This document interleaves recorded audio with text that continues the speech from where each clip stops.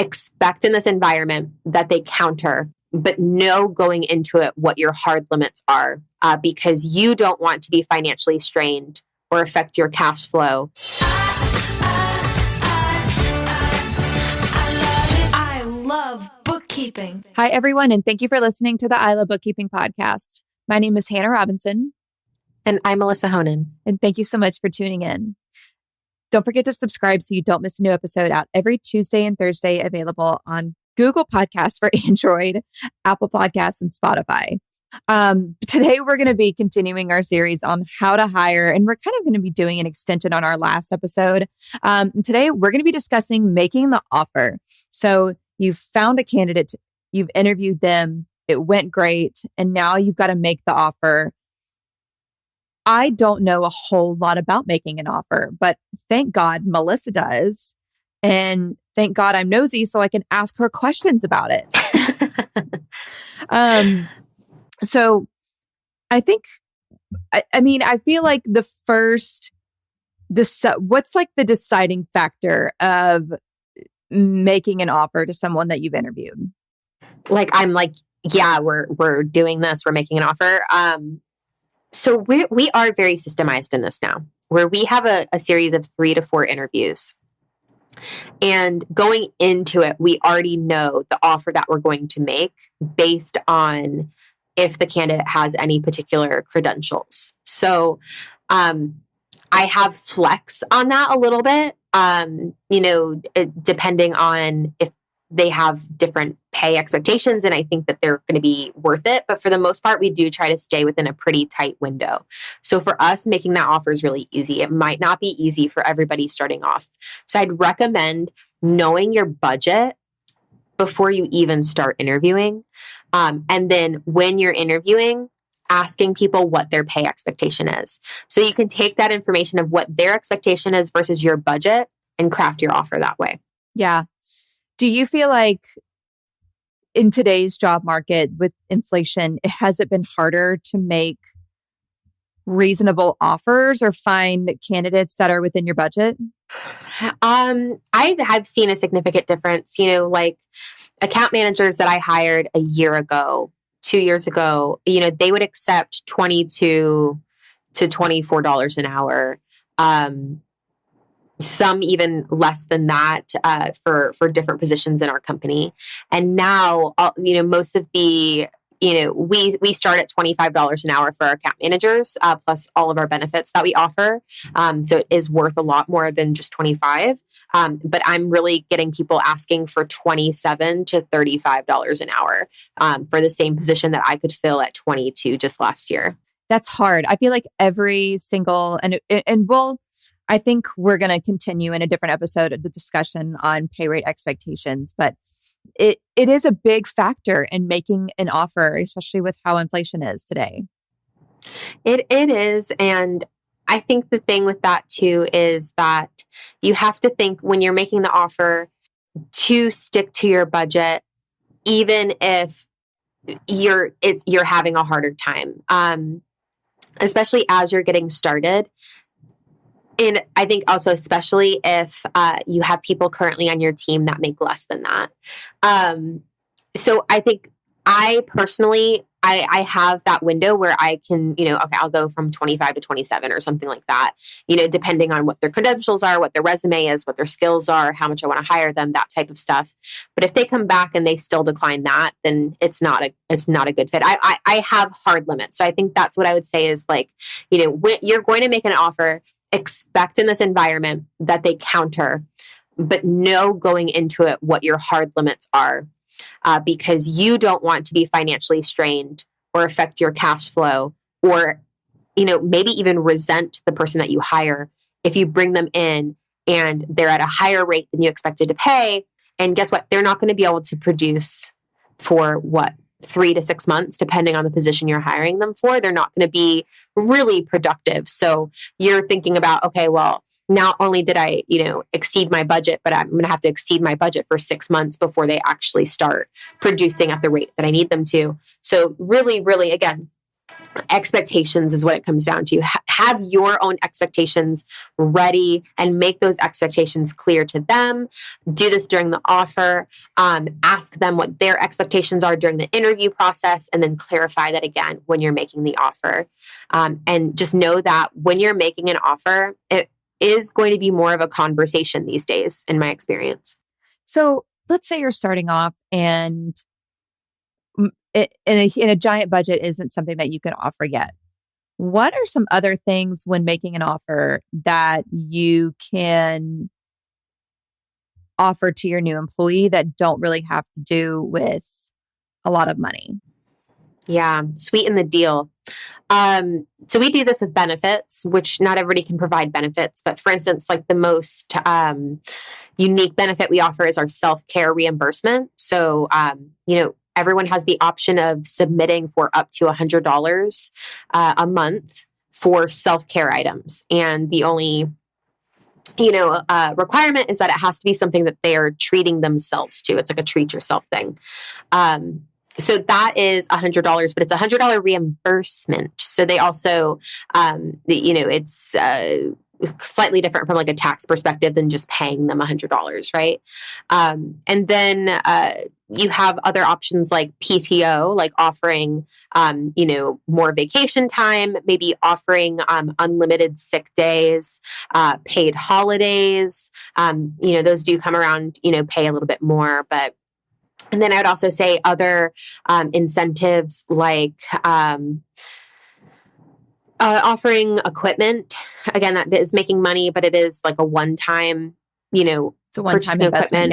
Yeah, one-time investment rather than an ongoing hourly rate. And then one that we've been using a lot lately is a signing bonus and continuing education pay increase. So, depending on their credentials, we'll offer anywhere from a $500 to $1,000 signing bonus as that one-time investment to them. And then also, we've been offering bonuses for enrolled agent certification if they're getting their enrolled agent certification with a certain period of time after hire, QuickBooks Pro Advisor Advanced. And then there's a few others where, with that certification, they're eligible for a pay increase. That's kind of a sweet deal, especially, obviously, I am biased. I work for bookkeepers.com and we're always updating our courses. And there's so many different other courses to explore within the bookkeepers.com umbrella. So I think continuing education is a great way to kind of sweeten, I guess I keep saying sweeten the deal, but exactly that, sweeten the deal with the offer. Today's show is brought to you by Keeper, the one app to run your bookkeeping business. Keeper helps you get faster client responses with your own custom branded QuickBooks integrated client portal. Finally, you can say goodbye to those pesky spreadsheets full of uncategorized transactions. Keeper also helps you catch those embarrassing coding errors before your clients do. And with Keeper, you can generate beautiful custom reports that your clients will absolutely love to read. To find out more, go to keeper.app. That's keeper.app. Mention I Love Bookkeeping to get 20% off your first 3 months. Again, go to keeper.app to find out more. Thank you for listening.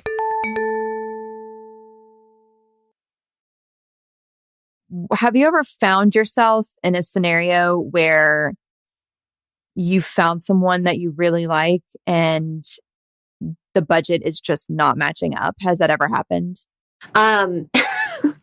That's happened twice to me. And the first time I reached out, I told her, I was like, hey, if I can actually get to that, I'll reach back out later. And so I reached back out later and she's like, I took a job with somebody else. And then I was like, okay, whatever. And then recently it happened last week. And, I don't blame this person. Probably could have been more of a conversation up front. I think this was a process failure on my end because this was the first time hiring that I was delegating part of the process to an account manager. And I had not gotten my process down. So her and I were kind of on a different page, and we, our schedules are so hard that, sharing notes, the note got shared differently where we thought that the pay expectation was lower than it was. We got her mixed up with a different candidate. I think when that happens, you just have to be graceful about it, right? It's like, okay, well, I guess we can't come to an agreement, and that's fine. And I respect your decision, and I appreciate you, and I will think about you in the future. And then you just get right back to it. go to your plan B. We pay people for their practical interview. Everybody does like a practical interview in our process. So we don't move everyone to that. We'll move our top 2 to 3, but we always have a bench, which is our like next 2 to 3. And so now we're reaching back out to those people that were, on the bench that we wanted to interview. We just didn't want to interview them in the first round. Because they didn't have as much experience as the first round. It wasn't like a personality thing. It was just, okay, these people have higher credentials. We're going to go with the higher credentials first, then we'll move down. So now we're just kind of going back through the applicants we've already, interviewed once. And then we put out the job application again, and we'll start over. So that is a realistic, end result of making the offer is that your offer could be declined and then you're stuck and you got to start all over again. So you just keep rolling with the punches. Yeah. And how do you, when you make an offer, have you ever gotten some criticism back on ways to make your offer better or ways to make your offer more appealing? In completely unrealistic ways, which is offer health insurance. I'm just going to tell you guys right now. Well, I say never, but that'll never be a reality for a small business in the United States to really offer a competitive health insurance plan. Because honestly, fuck health insurance in the United States. And don't edit that out. I want them to hear that. I want everyone to hear that. It's a terrible, money grabbing, just terrible, it's awful. Like that stupid guy with the face that marks up insulin by 8 million%. I hate it. We can't afford it. Right. And so, but that being said, we're trying to offer alternatives. Right. But I don't get that very often. I think maybe 1 or 2 people in the past, a long time ago, were like, well, I can't leave my job without health insurance. And I'm like, well, cool. Then you can't work for a small business. And I'm sorry. Everyone today understands. Everyone I talk, because we all know, right, that it's just not affordable. But people see that we try to make up for it with other benefits. So that's the thing is, again, you got to make the offer that you can make, and they will accept it or they won't. And that's what you really have to think about it. At the end of the day, do what you can. The right person will come along eventually that can accept it. If you find yourself never being able to hire anybody absolutely at all, then you really need to reevaluate what you think you can afford and what you're offering. But I do say that, especially as you're growing, this isn't my first account manager, right? I've got a team of 7 account managers now. So I cannot hire one account manager making twice the amount of the others. They're not going to do twice the work. No matter what their credentials are, they're not going to make me twice the amount of money. In that position, there is a cap on what somebody coming in off the street can do. For us, one day, yeah, those account managers will make twice what they make now because they'll have seniority and tenure and they'll have the experience in my company. And that's what will make them more valuable, right? So there's only so much that we can do with someone coming up off the street. So yeah, we'll get more into this with pay rate expectations, right? I think for these two will kind of go hand in hand, but just make the offer that you can make, and just be very clear about that to everybody from the start. Don't be that person that's posting job postings without a pay range. Don't be that person that doesn't answer pay questions throughout the interview process, because when it comes to making the offer, you're going to make your life harder. And ultimately, that's what people need to know is, I mean, it's funny that you mentioned that because that's what everybody wants to know. That's you work to make a living. Let's be honest. Right. It's like, I don't work for exposure. yeah. It's so funny. This whole series on how to hire, hiring really is just business dating. It's just, to me, it's like you're looking for the right person and you're going on all these first dates and there's blind dates and you got to pay attention to the actions and not the words. And everyone's like, you'll find someone that's perfect for you. It really is just business dating. It's so terrible. So terrible. Dating is terrible. I'm sure business dating is even more terrible.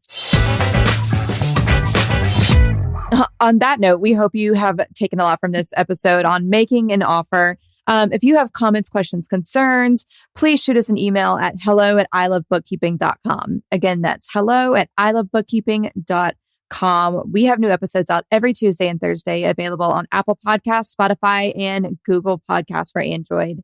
My name is Hannah Robinson. And I'm Melissa Honan. And thank you for listening to the I Love Bookkeeping podcast.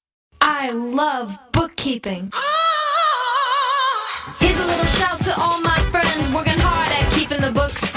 You want to change your life, you want to grow that biz, it's not as hard as it looks.